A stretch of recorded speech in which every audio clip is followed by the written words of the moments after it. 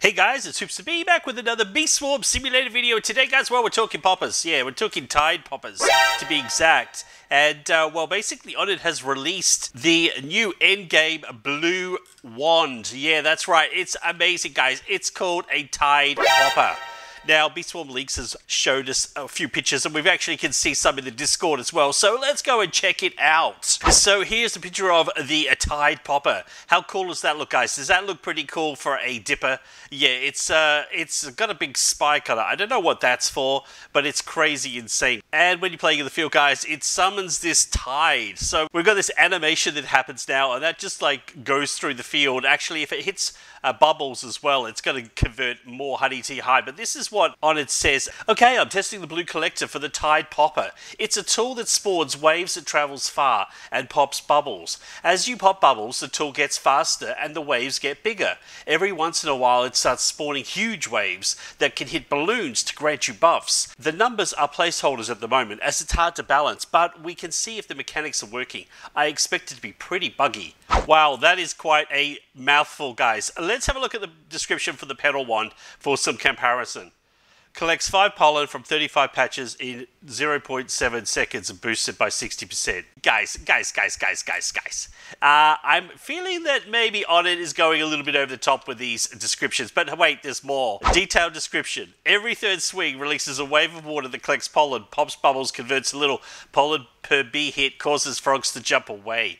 When one of your bubbles is popped by any means, it grants you a stack of Tide power. 2 stacks if the bubble is gold, which causes you to swing a tool a little bit faster. Yeah, let me just quickly check this again, guys. Every third swing fires a pedal shuriken that causes bees to instantly convert pollen. But wait, there's more. At 500 stacks, your Tide power is replaced with Tidal Surge, which lasts for 10 seconds, grants 2 by swing speed, and makes every swing release a large tidal wave for 10. Whenever the tidal wave hits a balloon, it causes the balloon to convert up to 3%. You can convert tidal wind into honey tokens and grants you 3 seconds of Tide Blessing. 6 seconds of the balloon is gold. Tide Blessing stacks up to 4 hours, grants up to 1.1 blue pollen honey from tokens, converts rated high pollen bees. The pollen tools popping a bubble during the Tidal Surge causes the surge to last a bit longer. You get the gist, guys. You get it? Yeah. This game is not easy anymore, right? Like, you've got to, like, know everything. Basically, what's going to happen is you're just going to use the dipper, okay? That's the hot tip. You're not probably going to get all excited about, wow, how can I spawn the X-Men, the wave, and then turn into the wave and hit the balloons and then get the extra pollen and all of that stuff. Yeah, because, like, check this out, guys. This is exactly what a dipper does. Look at this, guys. We're doing nearly 5,000. Wow. Honey per second. This is what the dippers do, guys. They are pretty boring without bees, honestly. Now, the tidal wave is supposed to actually collect pollen from bees as well, so let's get some bees on the field, and we'll see what the difference is with bees. So let's not get too excited about these dippers, guys. I mean, it looks okay. I'm going to be blue anyway, so there is that, guys. But, you know, let's not get too excited about what power an actual dipper has. Because once you get actual bees onto the field, and that dipper, well, that's no longer 5,000, guys. It goes up exponentially. So focus on your bees, guys. Focus on your bees. It actually means a lot more to your honey producing power. But let's go back to the Discord and check out some of the other images for this dipper. So as we can see here, Coke the Festive has been posting into the BBS test chat, and there's another great picture of it, guys. It looks pretty decent as a dipper. I don't know what it's going to look like when I'm smashing it into the ground. I kind of feel like I'm going to be missing the actual pedal one, to be honest. But let's check out one of the other comparisons here. So you got the Dark Scythe here. And, wow, look at that. That's pretty awesome. It looks a bit cartoony, though. I'm not sure if he's changing his style or what's going on. The other one that's coming out is the Gumballer. And, wow, that looks amazing as well, guys. But this is what Onett has to say about the Tide popper. If you are charging your Tide Blessing, don't equip a different tool because it will erase your Tide Blessing.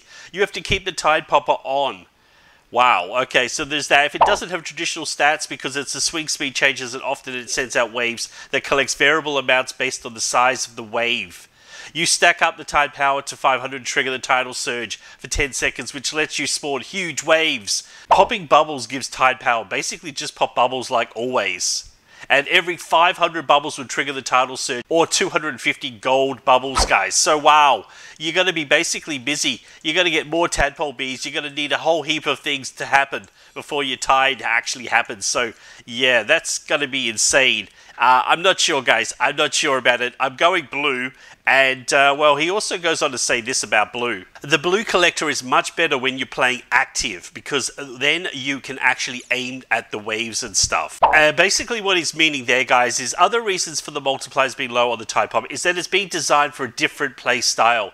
It converts from hitting bees with the waves, and in that way it's an upgrade for AFK farming. So if you're an AFK farmer, you're probably going to go blue still, guys. You're totally going to go blue, and that's fine, because it's actually going to help you out a whole heap, especially if you have the Buoyant Bee as well in your hive. So that is pretty cool. But he then goes on to say, the Gummy Baller and Dark Scythe are a very active boosting focus tools. So what he's meaning by that, guys, is what he's trying to get to do is like the white and the red will be something you maybe play with friends, and the blue will actually be something maybe you do solo. So that's fine for me because, well, hey, I like doing solo anyway, guys, because, well, it gets too busy. If you don't know what I mean, guys, check this out.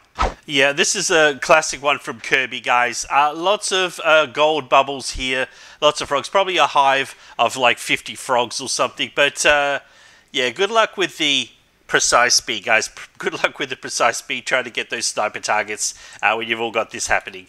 And this is another classic from Kirby, guys. Look at this. You can barely see anything in the field. So yeah, we're in for some interesting times, guys. It's going to be some very, very interesting times with these new wands and new bubbles and planters and everything else. And one final word from Onnit about Beesmas. After I bug test the Tide Popper and then reset it to the balance testing, I'll start working on the Beesmas and planter stuff, plus finishing up Precise. I still have a lots to do and only 2 weeks, but I would want to get the in-game things out of the way. So guys, what this means is, yeah, Beesmas is literally going to come on Christmas Eve for sure. Like, he's got 2 weeks till Beesmas, so you're going to be waiting a little while for Beesmas, guys. Don't get too excited. Hopefully all of the testing gets done and we don't have any major bugs. But hey guys, we don't mind bugs because usually what happens is Onnit has to fix them and reboot the server, and usually we get a really OP code. So that is cool as well. So I'm going to have to go off and do some more grinding, guys. I think these endgame items are going to be really expensive to craft. And we don't really know exactly what it is, but we do know that the Gumballer, you're going to need to get these really shiny boots and also a shiny mask as well for gummies. So guys, keep that in mind. Keep on grinding. Get your gumdrops wherever you can. If you've got sprouts, put them in fields. And if you get gummy sprouts, guys, well, that's a big plus because you're going to get a whole heap of gumdrops. Then go and convert them into glue.